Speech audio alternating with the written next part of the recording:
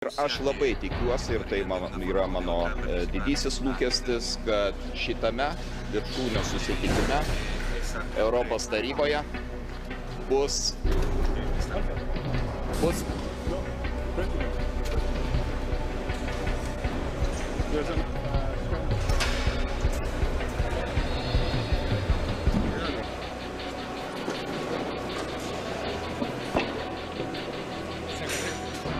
Hemos visto un caso real de lo que ocurre, que justifica precisamente la presencia de las tropas españolas con los 7 Eurofighters en Lituania.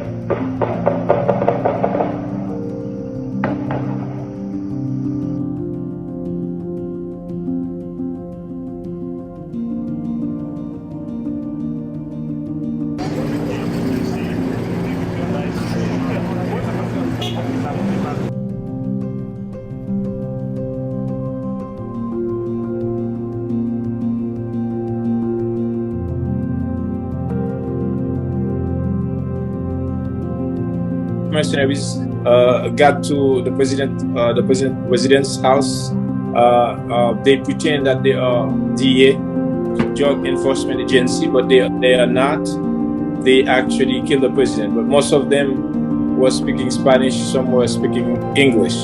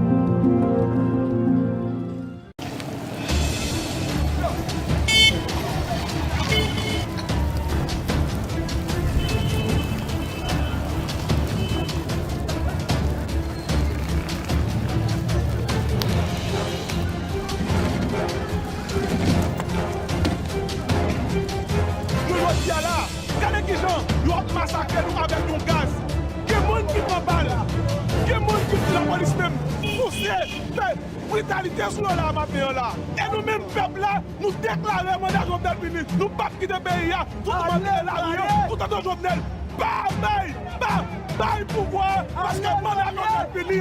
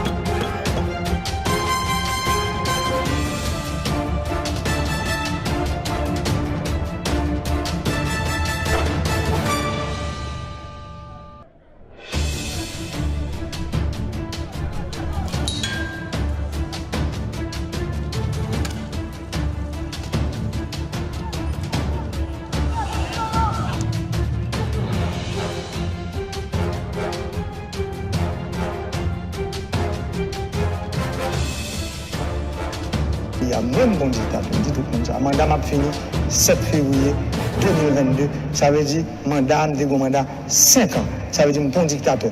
Dictateur, c'est le monde qui prend pouvoir ou qu'on l'elle prend pouvoir, on va qu'on l'elle a quitter.